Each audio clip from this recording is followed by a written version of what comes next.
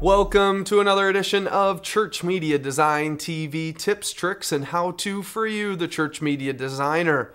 Well, I'm your host, Brad Zimmerman, and with me, as always, is the three wisest men and Jesus. We got Dwight Schrute, Little Whitey, Colonel Sanders, and of course, our favorite main man, it's Jesus Christ, the Son of the Lord Most High. Well, in this week's episode, we're going to be talking about green screening. We're going to throw down the equipment, show you how the show is made, and show you how we set up and how we shoot on a green screen, so hopefully it can help you shoot on a green screen a little bit better. So hopefully that'll answer a lot of your questions out there, and it should be a great show. So if the three wise men and Jesus are ready, let's get keying. Well, in news this week, Adobe CS4 was finally announced, and they've announced all of the new versions of all of the programs, minus Audition, did not get updated. Kind of weird. But all the other programs have been updated, and there are tons of details out there and a lot of new updates. So you can head over to adobe.com and find out a lot of great stuff, as well as you can go to, I think it's tv.adobe.com, and watch a bunch of videos in there. One thing, and I'll have links to these on the website, new features in CS4 on the Adobe Live Help, and they have a whole listing of all of the new features in After Effects CS4. One of the features, and you'll see a video about this, is the new 3D tool, and you can use 3D from Photoshop if you bring in, because Photoshop in CS3 had the ability to bring in 3D files, so you could bring in a .obj file or a 3ds, which is from 3D Studio Max. You can bring those files into Photoshop and do some texturing and that kind of stuff. Well, now you can do even more. You can take those files into Photoshop, then you save out that Photoshop document and bring it inside After Effects, and now you can use that 3D file inside After Effects, which is really, really amazing what it's doing. There's some weird workarounds and some limitations, and this video covers kind of those limitations and shows you what's going on, but it's pretty sweet that you can go grab a free file from like turbosquid.com, bring it into Photoshop, throw it in After Effects, and fly your camera around it and have a 3D product fly around or something like that. Also on the Adobe Live Help, they have the user interfaces changes from After Effects CS3 to After Effects CS4. I'm talking about After Effects because it's the program I care about the most. A lot of you guys will care about Photoshop. Photoshop did get updated in a lot of different ways. They have new GPU acceleration, so it's using your graphics card processor to accelerate the user interface and do some effects and that kind of stuff. They showed a 2 GB Photoshop file. I think it was a 240 megapixel image. And they were zooming in and out in seconds on a MacBook Pro, like a standard MacBook Pro of today's standards, and not having any issues with it because it was using the GPU acceleration. Also, they were able to take a panoramic shot, stitch it together, and then wrap that around a globe so you could do a 3D view. But the cool thing that they did in this preview, and you can watch it on the live stream if you saw it, and I think you can still see it on the website, is they actually went in and said, hey, see how the ceiling of this 3D room looks kind of funny? Well, let's take an ornament and put a new layer in here, and then we can merge that layer into this 3D object. And they actually added things to this 3D object where they wanted them. So it's really cool how they were doing the texturing so much easier than what it used to take to do that kind of texturing. So that's pretty cool. One of the coolest things is vecttips.com has the Illustrator CS4 roundup of all of the different people who have Illustrator CS4 things, from Layers Magazine to Go Media to Real World Illustrator, lynda.com. All of these different people talking about the new Illustrator features and what's changed with the multiple artboards and all of that kind of stuff. So head over to adobe.com, find out about all the features, check out all your different design blogs. I'm sure they're talking about all the great new features, as well as like Adobe On Location is finally on the Mac. It's not just a PC program anymore. Adobe Premiere has been upgraded and beefed up to do a lot of different, you can bring in red files, you can do all these tapeless formats, and there's a lot of workflow things, especially one of the things they started pushing in CS3 that they've continued to push in CS4 is the ability to take any one of your video editing programs or all these different programs and end up in Flash. so that I can be working in After Effects and turn that project into a Flash website, or I can be making a DVD menu and turn that into a Flash website. So there's a lot of different cool work through things. They have a new format that works between Flash and all the other programs. And so, like I said before, adobe.com for all your information and news about that. So this week we're going to be talking about shooting on a green screen and what our studio is like for here at CMD. So we want to kind of show you how it all is done. So we're going to walk you through our setup process of everything that we do from start to finish. So me and Adam are going to just document along the way as we do everything. So this is kind of where we start, by sitting in the basement in the grunge, and Adam can kind of spin around and show you the janky basement that we're in right now. It's pretty awesome, and yeah, so we're gonna grab some stuff, bring it upstairs, and get into it. Well, we're coming up from the basement, as you can see. Well, anyway, so we're coming up from downstairs. We're going to show you the office space that we're working in. And I work for a church here. Adam does not. But I work for a church, and we have a shared office space, and this is the only building we have to shoot in. And so we kind of have to deal with what we have been given. So as you can see in the office, we have all of these shared spaces and different desks of our different staff members. There's like 5 people that share the upstairs, and then I work out of the basement, which is pretty jank and awesome. I love it down there. So you know, you can see how we have a bunch of stuff like couches in the middle of the room and all sorts of business. And Adam's tripping on cords because we have all sorts of crazy business running right now to handle the show right now. But so what we have to do is me and Adam are gonna move some of this office furniture around, and we're going to get the green screen set up. So we're gonna put the tripod or put the camera up on a tripod, and we'll do a little time lapse of us setting the room up real quick so that you can see how we move everything around and utilize the space that we've been given. So check this out.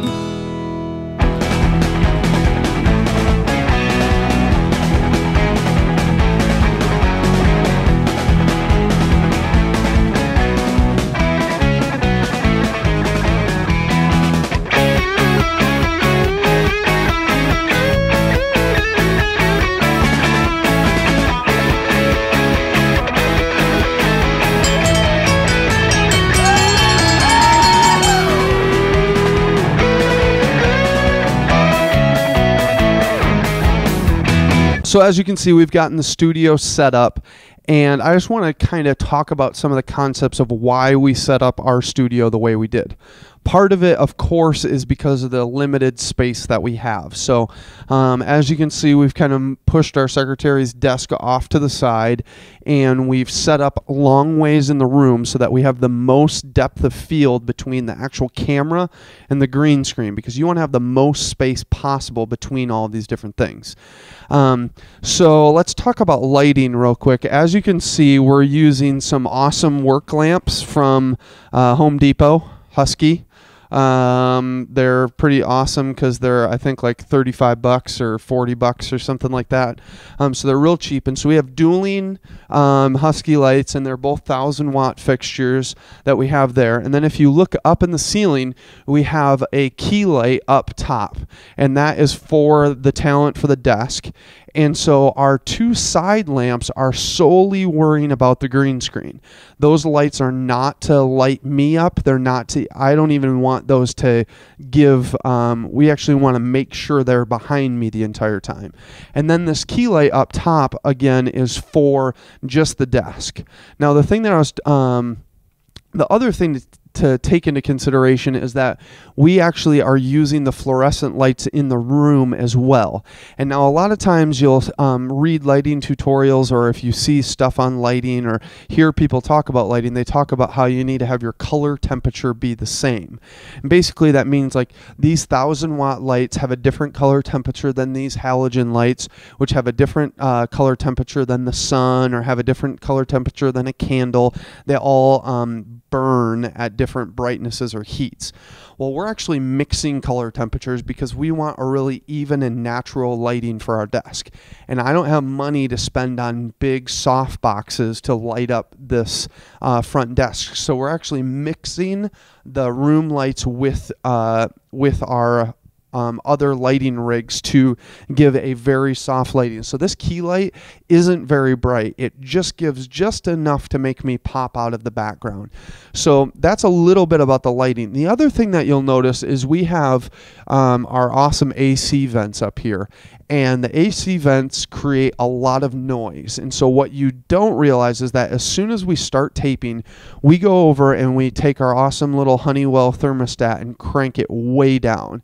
Because, well, it's still the summertime right now. So we want to freeze out the studio because I have to shut the AC and heating off during taping because of the noise, because we don't want the noise to come in on the microphone.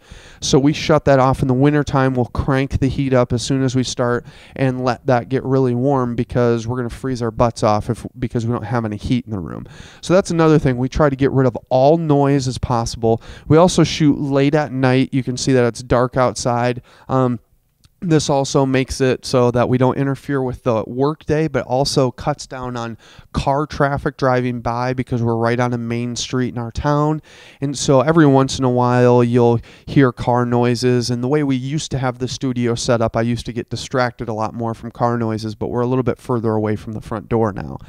Right here is where we're actually going to set up the camera at. Now, Adam has the camera. We don't have two. So this is where the camera and the tripod will be set up. And as you can see, our key light is going to be right above our camera so that it's pretty far away and it's pretty high. The other thing to note is I got pretty lucky, and my eyeglass guy was really good to me, and he gave me free free special lenses on my glasses. Can you see those right there? They're real special, and they don't have reflections from lights in them. So you'll notice that you don't get weird lighting stuff on my glasses. But if you have talent that has glasses, you need to make sure to watch out for that. Now, as far as green screen, I mean, this kind of lighting is pretty standard for all shooting, but as far as green screen shooting goes, the big thing that you want to remember is you want to have your talent as far away from your green screen as possible. You want to have a lot of depth between the two. And the reason you want to have that is so that you can light your green screen separately from your talent. And so we're doing that right now within, 3 or 4 feet is all. But if we had the space, we would actually move a little bit further away. Unfortunately, our green screen's not big enough to move further away. It's large. It's a 9-foot by 11-foot green screen. So it's a pretty large green screen, but it's still not big enough for us to move the desk far enough away and still see the screen behind us.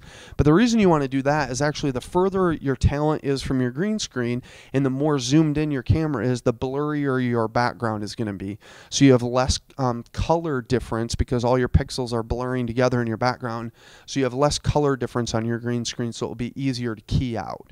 So that's one big reason why you want to have your talent further away. Also, a lot of times, like when I was in school, we would light the screen with 2 or 3 or how many ever lights it takes to light the screen, but then we would also we would do a key light, a fill, and a backlight on the talent so that we could nicely light our talent up.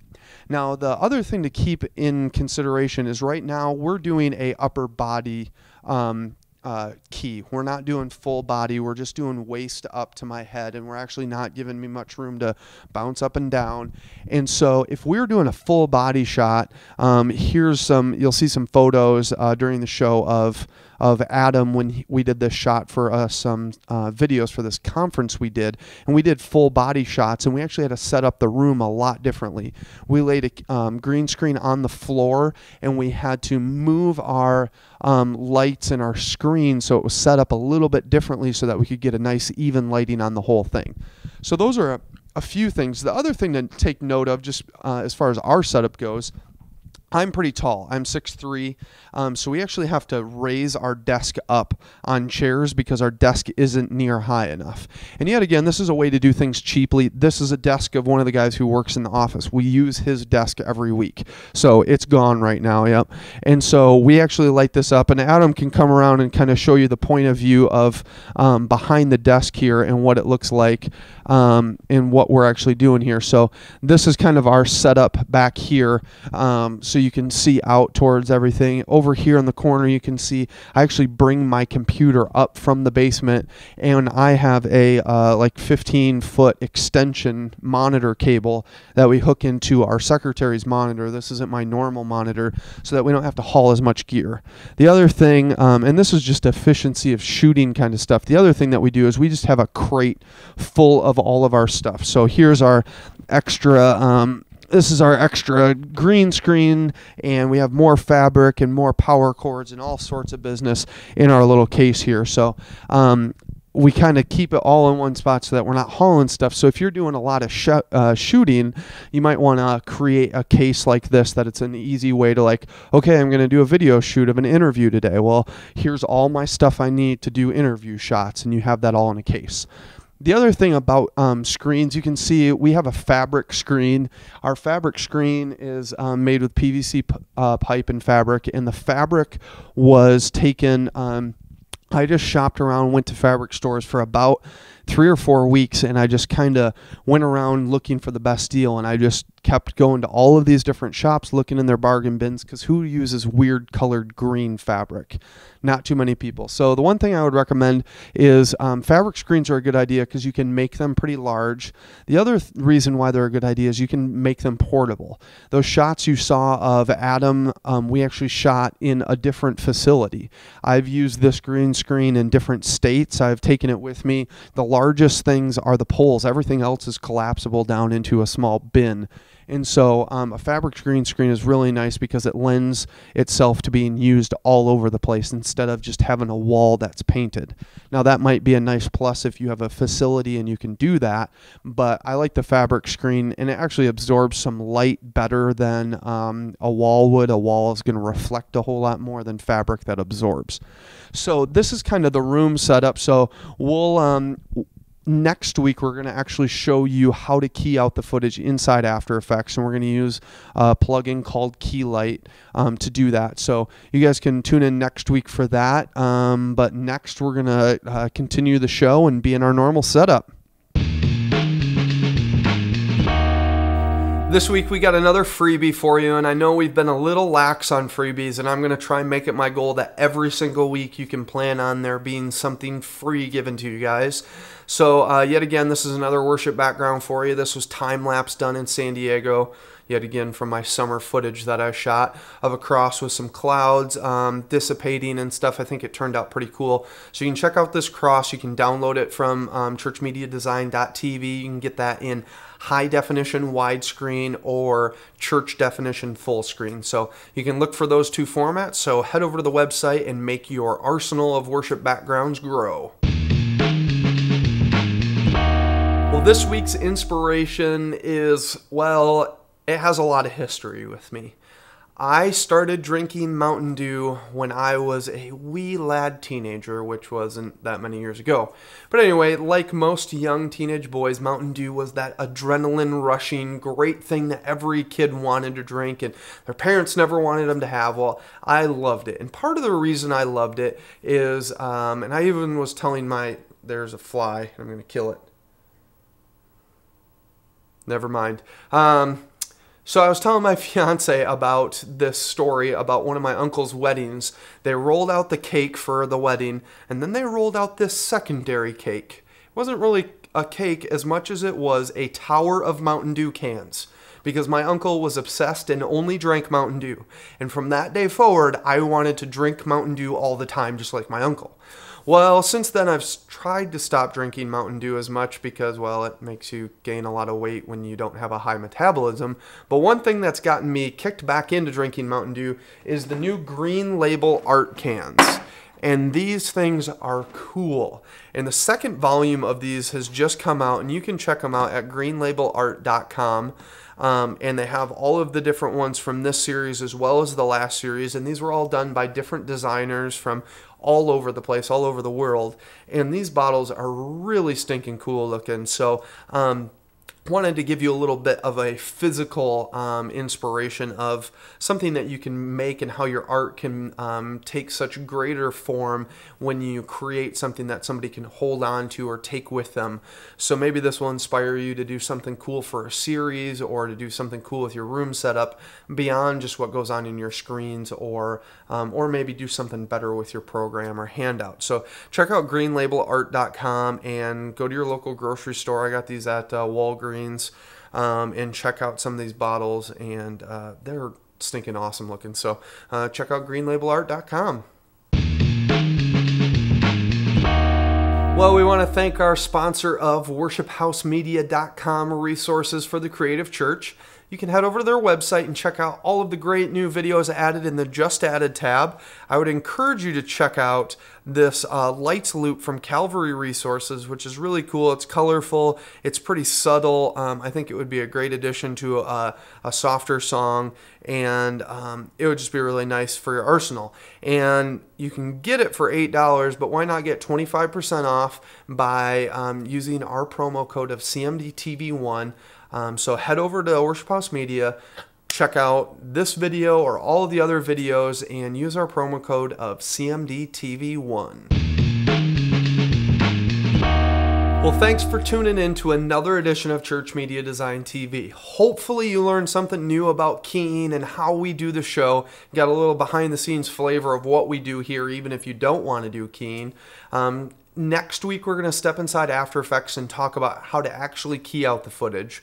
I would encourage you guys to stay in touch, and I know I said I was a little behind on emails, but I'm trying to stay caught up on those, so make sure you send me an email, brad@ChurchMediaDesign.tv, as well as I want to say welcome to any of the newer viewers that have tuned in the last few weeks.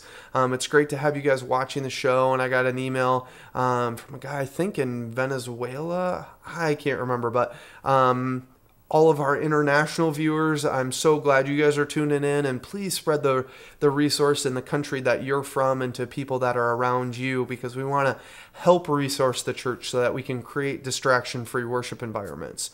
And so it's not about cool effects. It's not about any of that stuff. It's helping present the gospel. So I just want to make sure we have that heart cry in what we're doing on the show.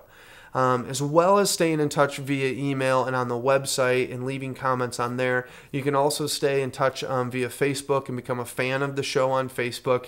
Some of you guys might hate the new Facebook, but still become a fan of us on there, as well as on Twitter. And here's our Twitter picture that I'm taking of Adam, who you can't see his face because he's behind the camera right now, except he won't move because he is...